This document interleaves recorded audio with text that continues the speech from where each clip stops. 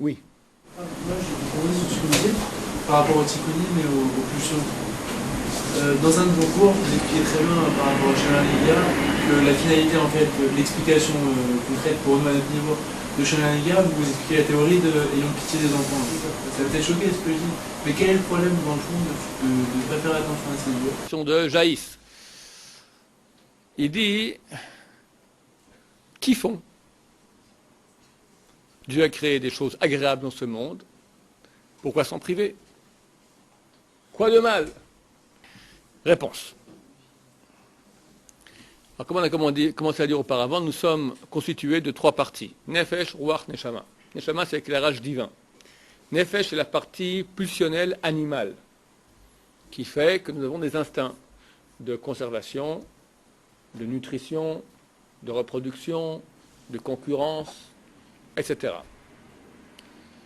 Nous sommes au milieu. Le vrai nous, le vrai moi, c'est la partie qui est intermédiaire entre les deux. Et le Nefesh demande ce qu'il veut. On va dire, comme tu dis, il y a une fille qui passe, pourquoi ne pas la regarder? Ça fait plaisir, tu me dis. Benjamin dit non. Pourquoi? La Torah l'a interdite. On va expliquer aussi le pourquoi. Le Ruach, il a le choix entre les deux. Maintenant, Dieu nous dit, donc Dieu au Ruach, c'est nous, écoute mon message de la Neshama, n'écoute pas celui du Nefesh. Je te pose la question, pourquoi? Bonne question. La réponse est simple. Dieu veut nous créer pour nous donner la chose la plus extraordinaire qu'il puisse y avoir, être. Et être, pas être petit, pas être un être éphémère, une libellule qui vit une nuit et qui meurt, mais être comme Dieu. Être d'amplitude, être lié, être d'amplitude éternelle, être lié à Dieu. Cité souvent ici la Gemara dans Bava Kama 75b, Rabbi Yochanan a dit, à la fin des temps, les tzadikim seront appelés au nom de Dieu. Alors que tu vois un type, tu l'appelles, ah, Elohim, un être humain. Yudke Vavke, Shakai, Tzvakot, toi ici, qui l'eût cru? J'appelle un type Elohim, j'appelle un type Yudke Vavke. C'est très osé. Il y a quelqu'un qui a fait comme ça il y a 2000 ans, il a mal fini. Sur une croix. D'accord, c'est très très dangereux. Ça veut dire quoi? C'est notre Gemara qui dit des êtres humains appelés au nom de Dieu. Mais t'es un être humain, t'es pas Dieu. Alors, je fais des choses que j'ai répétées ici plusieurs fois, mais bon, c'est des choses basiques qu'on va répéter. Si je prends maintenant ce mouchoir, que vous voyez bien, je le passe à la main droite à la main gauche. Qui a fait cet acte? Qui? Vous. Vous, c'est moi. Maintenant, qui c'est moi? Ça, c'est moi. Ça, c'est moi. Pas moi. Mon visage, c'est pas moi. Mon visage, c'est du steak. Ma main, c'est du steak. Steak, poil, gélatine, trou dans la gélatine. Fer, verre. D'accord? Je ne suis ni du fer, ni du verre, ni gélatine, ni encore moins le trou dans la gélatine. Simplement, je m'exprime par le biais de l'écran. Comme aujourd'hui, on peut parler avec sa mamie qui pèse 150 kilos, tu peux t'exprimer en lui parlant par MSN dans un écran extra plat. Comme ma mamie qui fait 150 kilos, elle est dans l'écran extra plat. Alors dit, non, elle n'est pas là, elle est à New York. Mais je parle à elle, je parle à l'écran, je parle à elle par le biais de l'écran. Moi, c'est un bidule machin que personne ne connaît, que moi-même je ne connais pas. Qui suis-je? Moi, personne ne sait ce que nous sommes vraiment. Qui es-tu quand tu dors? Qui étais-tu avant d'être en vie? Qui seras-tu après la mort? On ne sait pas. Ce bidule machin, bon, on le connaît un peu, il s'exprime, il a des envies, mais qu'est-ce qu'il est vraiment? Personne ne sait. Si moi je ne sais pas quel est mon bidule machin, toi, à plus forte raison. Quand tu me parles, en fait, tu parles ce bidule machin, mais tu parles à l'écran. Quand vous parlez à moi, personne ne parle à l'autre en regardant comme ça, en parlant au bidule machin. D'accord? Je parle à l'écran. Quand je parle à l'écran, je sais bien que je ne parle pas au steak. Par le biais du steak, je m'adresse au bidule machin. Donc le steak, c'est l'écran. Je m'adresse à l'écran pour parler à toi. Toi qui es une réalité métaphysique. C'est clair. Donc moi, quand vous dites que c'est moi qui est passé maintenant le mouchoir de la main droite à la main gauche, c'est faux. Parce que moi, c'est une réalité qui n'a pas de main. Alors c'est ma main qui a fait ça. Et tout à coup maintenant ma main, hein, elle donne une tarte à quelqu'un. Oh excuse-moi, je ne sais pas ce qui lui arrive, c'est ma main. Ah tiens, ça lui reprend, bing. D'accord. Qu'est-ce que l'autre me répond? Moi je sais pas, c'est mon poing que ça lui prend aussi des fois comme ça, bing. Ah qu'est-ce qui lui arrive? D'accord. Ça risque de très mal finir. On ne peut pas dire ma main ou mon poing font ce qu'ils veulent. Alors il faut comprendre, est-ce que la main et le poing, c'est moi ou c'est pas moi? Dire que moi, que c'est moi, c'est faux, parce que moi, c'est pas un poing, c'est pas une main. Mais dire que ma main, c'est pas moi et qu'elle fait ce qu'elle veut comme ça, non plus. En fait, ma main ou mon poing sont liés à moi et font un avec moi. Comment ça se passe au niveau plus profond? Moi, ce bidule machin que je ne sais pas ce que c'est, il s'exprime. L'expression première, la plus intime de moi-même, qu'est-ce que c'est? Il y a une parole de Rabbi Yehuda Chassid. Rabbi Yehuda Chassid, c'est un grand sage du Moyen-Âge, qui dit lorsque tu veux honorer quelqu'un, tu peux l'honorer parce qu'il est beau, tu peux l'honorer parce qu'il est riche, tu peux l'honorer parce qu'il est intelligent, tu peux l'honorer parce qu'il est sympa. Il dit, ou autre raison encore, il dit, c'est pas lui que tu honores. Preuve en est que si tu l'honores parce qu'il est beau, un beau jour, le pauvre miskin, il est défiguré, tu as pu l'honorer. Et pourtant, lui, il est toujours là. Il a perdu sa richesse, tu as pu l'honorer. Et pourtant, il est toujours là. Il est franchement antipathique aujourd'hui, de mauvaise humeur. Il était sympa, tu l'honorais parce qu'il est sympa, aujourd'hui tu l'honores plus parce qu'il est antipathique. Pourtant, lui est toujours là. Qu'est-ce qu'on veut dire? Intelligent, il est venu bête comme tout, d'accord? Il est sénile, tu l'honores plus. Pourtant, il est là. Alors, c'est pas lui que tu honorais, parce qu'il est indépendant de sa sympathie, sa richesse, sa beauté ou son intelligence. Alors, c'est qui il? Rabbi Yehuda Chassid dit, Retzono shel adam hu kevodo. Tu veux honorer quelqu'un, honore sa volonté. La volonté, c'est l'expression vraiment la plus intime de moi. Moi, je ne sais pas ce que c'est, bidule machin, mais il s'exprime. L'expression la plus proche de ce que je suis, vraiment la plus pure de moi, égale ma volonté. Ça, c'est moi. C'est moi qui veux. En parenthèse, tout le monde veut. Même quelqu'un qui dit, moi je veux rien, il veut rien. Mais il veut. Il veut ne rien vouloir, mais il veut. Tout le monde veut. Maintenant, nous avons la possibilité de diriger notre volonté. Je veux ci ou je veux ça. Ça, c'est moi qui décide. Je n'ai pas la capacité maintenant de diriger ma volonté. Cette volonté, qui est envoyée qui est l'expression la plus intime de bidule machin, moi, d'accord, elle arrive dans mon cerveau. Et dans mon cerveau, ma volonté se traduit en pensée. Tout à coup, j'ai des mots. J'ai carrément une phrase. J'aimerais bien un verre d'eau. J'en ai marre d'être dans cette yeshiva. Qu'est-ce que c'est sympa dans cette yeshiva? D'accord? Tout. D'accord. Tu as des mots qui... L'envie, elle était avant. La volonté, d'accord?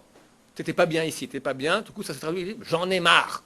D'accord? Le mot j'en ai marre, c'est une expression dans la pensée d'un sentiment. D'abord, tu as le sentiment. Après, tu as la pensée. Ce sont donc les neurones. La pensée.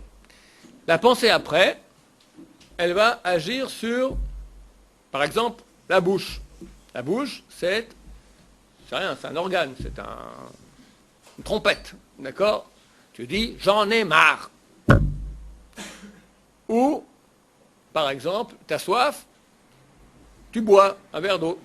La pensée va ordonner, maintenant la grue, c'est la main. Donc quand je fais ce mouvement de passer le mouchoir d'une main à l'autre, qu'est-ce qui s'est passé? Moi, avec une volonté de passer le mouchoir d'une main à l'autre. Cette volonté est pour entrer dans le cerveau. Le cerveau a commencé à traduire comment est-ce qu'on fait, parce que c'est extrêmement compliqué au niveau cervical de faire ce mouvement-là. Ça prend beaucoup d'énergie au niveau cervical. Pour nous, c'est facile parce qu'on est habitué. Regardez un gosse qui vient de naître, qui a quelques mois, c'est extrêmement compliqué. J'ai un ancien élève qui était biologiste, il m'a montré dans le cerveau, on regarde les sphères, d'accord? Le mouvement des mains, ça prend une partie énorme de l'énergie cervicale, de l'activité cervicale. Preuve en est, regarde ceux qui ne sont pas habitués. Essayez d'expliquer un Tosfot à un copain dans la Gemara, alors que tu conduis depuis un mois, et maintenant tu dois démarrer alors que tu es garé. Donc il faut mettre le clignotant, regarder à gauche dans le rétroviseur qu'il n'y a personne, trouver le point de friction, pas en automatique, en normal, d'accord? point de friction pour enclencher la première, tac, en même temps tu expliques le Tosfot. Très difficile. Parce que ton cerveau, il est pris. Quand déjà un bon conducteur était un bon Tosfot, tu sais surfer dans les Tosfot et surfer dans la voiture, alors tu peux faire les deux à la fois. Mais ça demande de la pensée. Donc faire ce mouvement-là nécessite maintenant une pensée. La pensée va ordonner aux mains l'action. Donc quand je fais ce mouvement-là, il y a une union entre moi égale ma volonté, traduite en pensée, traduite en acte. Il y a une parole de Chazal, de nos sages de mémoire bénie, archi connue et archi incompris des gens. C'est marqué comme ça. La Torah et Dieu et Israël font un. Or, ça ne veut rien dire. La Torah, c'est le Sefer Torah qui est ici. Dieu, c'est Dieu là-bas dans le ciel. Et nous, Israël, c'est Am Israël. Où est le rapport? Ça veut dire quoi? Un.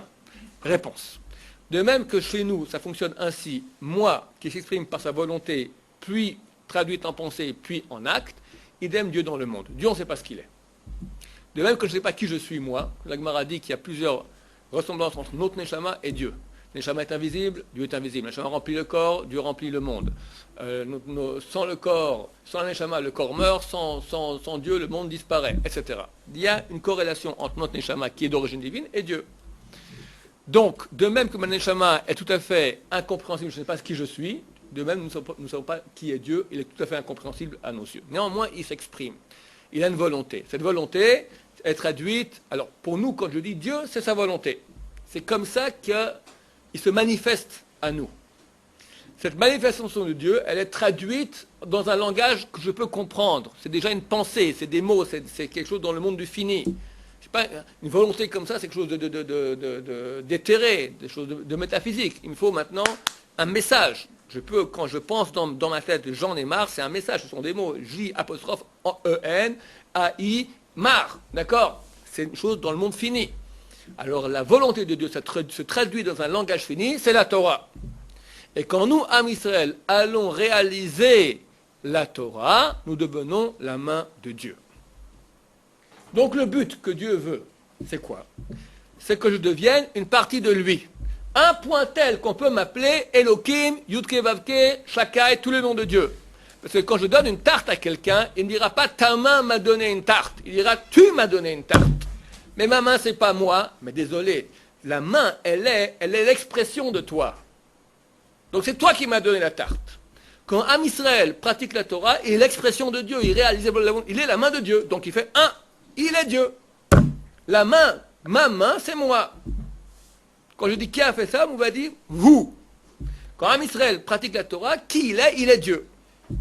Il est Dieu. On va me dire, mais c'est Dieu, il est infini. Non, il a la main de Dieu. Il est une main de Dieu. Mais une main de Dieu, c'est une partie de Dieu. Dieu nous propose d'être Dieu. C'est sympa comme programme. Ça, c'est si tu écoutes la Neshama. Le Nefesh, qu'est-ce qu'il propose? Un kiff, très sympa, passager, aussi long que le kiff. Après, wallo, plus rien. Tu n'as aucun kiff sur Terre qui dure plus longtemps que le kiff, et ils sont tous extrêmement courts. Il y a quelques minutes, 6 généreux Bachoum d'Adécha sont allés travailler quelque part. Ils sont venus très fatigués. Ils ont reçu un coca. Un bon coca bien glacé par une journée très chaude. Ok. Avec les glaçons comme ça qui montent comme dans la pub. La bracha, chacun met le barreau, tu le bois dans les papilles gustatives. Combien de temps tu kiffes? Tu kiffes le temps de l'ouvrir, parce que tu commences à saliver. Le comme ça, parce que dans les oreilles, ça salive aussi, d'accord? Après, là, dans le temps, et déjà là, c'est bête, hein? Si on pouvait... Tu as ici 20 mètres, si on pouvait kiffer le coca pendant 1 heure, ça serait sympa. Dieu a fait, non, là. Déjà là, dans l'œsophage, tu ne sens plus rien. Ça a eu été. Et le coca, c'est pire, parce que dès que tu en bois, tu sais, ils mettent du sucre, machin, tu as encore envie, tu as des acides. Une demi-heure après, tu es encore plus assoiffé de coca. Tous les plaisirs de ce monde, c'est comme le coca. Plus tu investis dedans, plus on a envie. Ça crée des dépendances, comme la drogue. N'importe quoi. N'importe quel plaisir sur Terre, c'est comme un dicton français qui dit « l'appétit vient en mangeant ». tu t'investis dans un plaisir terrestre, tu deviens dépendant, tu as envie de plus. Et chaque fois, bien sûr, tu es en situation de crise, tu en as besoin, donc de manque, de souffrance. Et quand tu reçois maintenant ce plaisir-là, tu as maintenant une jouissance. Cette jouissance, elle est courte, elle amène après encore plus de souffrance. Elle est très courte, tu n'as aucun plaisir terrestre qui dure longtemps. Jamais. La Gemara, elle dit que le mérite, la récompense des Rechaïm dans ce monde, des impies, c'est le vin. J'avais très bien compris, parce que ce jour j'ai bien réfléchi. Le type, il est milliardaire. Il a 3 yachts, 10 Mercedes, Jaguar, Ferrari, Porsche, 20 maîtresses, une dans chaque pays. Il a tout. Alors, il fait du yacht. Bon, ok, combien tu fais du yacht?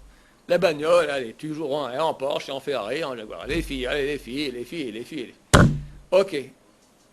Le vin. Le vin, c'est autre chose. Chaque vin, c'est différent. Tu as des vins à 10 000, 15 000 euros la bouteille. Ce n'est pas des idiots qui vont acheter ça, des gens qui ont les moyens, mais qui savent apprécier. Les gens qui ont de l'argent sont d'habitude assez avares. Ils dilapident jamais rien pour rien. S'ils dilapident maintenant pour une bouteille 10 à 15 000 euros, c'est-à-dire qu'il a un kiff de 500 euros la gorgée.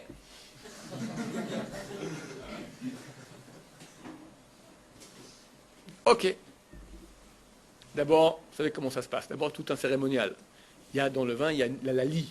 La lali. Alors, tu vas dans un restaurant de haute gastronomie, tu as un type qui est payé pendant 20 minutes, il est comme ça avec la bouteille, il verse très très lentement, mais pour que la lie reste dans la bouteille, donc tous les restes comme ça, et que seulement le bon vin coule. Après, tu reçois le vin. Tu ne peux pas boire directement. Tu regardes, tu respires, tu fais un petit commentaire. Dans les hôtels, quand j'allais dans les séminaires, comme chaque être humain, il y a le moment où on doit aller aux toilettes, d'accord? Aux toilettes, on s'ennuie. Alors on ne peut pas lire des trucs de Torah. Alors chez moi à la maison, j'ai des bouquins plus intéressants, mais je ne les prends pas avec moi dans la valise. Alors qu'est-ce qu'il y a à lire dans une chambre d'hôtel? Que la carte. Alors tu as la carte, puis tu as la carte des vins. Mais pour chaque vin, tu as une tartine. Tu as un article, d'accord? Tu as carrément des tanins, des retours, du fruité, des tatata, de la cuisse, enfin je sais pas, des trucs de... Bon, donc tu as le commentateur, c'est important, c'est dans l'art de boire. Et après la dégustation. Oups. Ok, on y est. Le vin est dans la bouche. 500 euros, tu vas voir, glou, glou, glou, glou, comme ça. 2000 euros. Haram, fais pas une chose pareille. Baltachrit. Alors, une gorgée, aller-retour, à gauche, à droite, re-aller-retour, re-à gauche, à droite. Bon, encore un peu glagla. Combien de temps? 10 secondes, 20 secondes, 30 secondes, ça devient dégueulasse. Maximum 15-20 secondes. Et après, glips, plus rien. 500 euros. Les gens payent. Et c'est clair que si la Gemara dit que c'est la récompense des Rechaïm dans ce monde, ça veut dire que c'est vrai qu'il y a des choses dans le vin qui sont plus hautes que tout. C'est différent, c'est vrai que c'est quelque chose de... Je ne connais pas les prix, excusez-moi, des plaisirs de ce monde. La Porsche, d'accord, tu l'achètes, elle coûte très cher. Mais combien ça coûte un tour d'une demi-heure en Porsche? Ou même le temps de 30 secondes, ça ne coûte pas autant. Si les gens payent autant pour un plaisir, ça veut dire que c'est vraiment les plaisirs les plus hauts qu'il y a sur Terre. Ok, combien de temps alors? 20 secondes, avec la préparation, 2 minutes. C'est tout. Et après, plus rien. C'est mort. Tous les plaisirs du Nefesh sont momentanés et après, ils sont morts. Or, nous, on ne veut pas être mort, on veut être vivant. Un moment. Là, Neshama, c'est vivant. Quand tu investis dans le désir de Dieu, tu deviens une partie de Dieu. Je l'ai raconté très souvent, quand tu fais une mitzvah. Mitzvah, c'est quoi? 4 lettres. Mem, Tzadik, Vav, Hei. Les deux dernières lettres du mot mitzvah sont les lettres Vav, Hei, qui sont les 2 dernières lettres du nom de Dieu. Les 2 premières lettres du mot mitzvah sont Mem, Tzadik. Mem, Tzadik, dans un alphabet mystique qu'on appelle Atbash. Atbash, c'est quoi? La première lettre, Aleph, correspond à la dernière, Taf. La bête, deuxième lettre, correspond à l'avant-dernière, Shin. Gimel, Resh, Dalet, Kouf, etc. Les lettres Mem Tzadik, les deux premières lettres du mot mitzvah, en Atbash, dans cet alphabet mystique, correspondent aux lettres Yud et puis Hei. Donc quand tu fais mitzvah, tu fais en fait Yud Ke Vav Ke. Tu crées une réalité qui est, c'est quoi Yud Ke Vav Ke? C'est la contraction de trois mots, Haya, Hove, Veye, qui était et sera. Tu investis dans l'éternité. Tu apportes en toi, tu crées en toi une réalité d'éternité. Et comprends que si Dieu a créé le kiff du vin, il a tous les kiffs en lui. Donc quand moi j'investis dans la Neshama, j'investis dans le kiff qui ne s'arrêtera jamais, qui est d'une profondeur infinie, d'une durée infinie. Pas d'une durée, c'est d'une profondeur, parce que dans Olam Haba, c'est marqué, les tzadikim n'ont pas de repos ni dans ce monde, ni dans le monde à venir, parce qu'ils n'ont pas de repos. Alors ici, ils triment. Olam Haba, ils triment aussi? Non, ils ne triment plus. Mais ils avancent. Dans ce monde-là, tu avances. Ici, tu avances en ramant. Après, Olam Haba, tu avances aussi, sans ramer. C'est marqué que dans Olam Haba sur terre, l'époque messianique, chaque jour sera plus intense de connaissance, de compréhension, 24 fois plus que le jour d'avant. Ça, c'est sur terre. Mais dans Olam Haba, tu rentres dans la connaissance de Dieu de façon infinie. Toujours plus profond, toujours plus beau, toujours plus grand, toujours plus fort, toujours plus beau, toujours plus grand, toujours plus fort, pour l'infini. Avec une mitzvah. Attends, plus tu as de mitzvah, plus c'est grand, plus c'est infini. Il y a une proximité. Tu me diras, infini, c'est toujours infini. Tu as différentes proximités de Dieu. Et vu que Dieu est infini, donc tu peux aller sans cesse plus. Voilà. Donc, le choix entre toucher une fille, comme tu me dis, ou regarder une fille, ou pas, il est là. La Neshama dit, si tu ne touches pas une fille, parce que la fille, c'est la matière, c'est une jouissance qui est dans la matière. Or, tu es quelque chose d'autre. Pourquoi tu suis maintenant ta pulsion corporelle, qui est rien, c'est animal, c'est très très limité. Combien ça vaut 1 million, 2 millions, 2 millions de dollars par rapport à l'infini? Rien. Donc, les plus grands plaisirs que tu as sur terre par rapport à l'infini, ça n'a aucune valeur. Pour nous, égale mort. Dieu dit, je lui ai mis devant toi la vie et la mort. Choisis la vie. Mais la mort, il faut bien qu'elle ait un petit argument à vendre. C'est hello. Voilà. C'est un argument parlant. Et parlant à celui qui est dans le monde du fini. Regarde plus haut. T'es une neshama. Donc pourquoi ne pas toucher une femme? Pourquoi ne pas regarder une femme? Parce que tout simplement, tu réduis ta dimension divine, infinie, extraordinaire, belle, à rien. Un chien avec une chienne. Un cheval avec une jument. C'est pas Haval. Mieux que cela. Le chien et la chienne, au moins, hein, ils n'ont pas de problème de Shombait. Mais vu que tu n'es pas qu'un chien, tu as aussi un peu de... Dès qu'on met une union, quelle qu'elle soit, homme et femme, un peu longtemps, ça part en cacahuète. Avec tous les problèmes. Regarde tous les gens qui sont défoncés quand ils ont kiffé quand ils sont jeunes. Après, ils se marient. Parce qu'ils veulent bien avoir des enfants dans ce monde-ci. Regarde un peu la facture. Rien qu'au Shombait, déjà. Le mari dit, celui qui a une femme qui est méchante, il ne va pas en enfer. Il a l'enfer sur terre. C'est dit à propos d'aucune autre chose sur terre. Pour vous dire pourquoi la femme est... L'homme aussi, une femme qui a un homme qui est méchant, elle ne va pas en enfer aussi. Mais la femme, c'est pire. D'accord, la femme, elle est fine, l'homme, il est bête. Donc quand la femme, elle est méchante, c'est vraiment terrible. Ça, c'est une partie des factures des kiffs féminins de la jeunesse. Sans parler que toute ta stature, elle a été détruite. Parce que tu n'es pas un cheval. Tu es une partie divine. Je t'ai répondu? Baruch Adonai, l'homme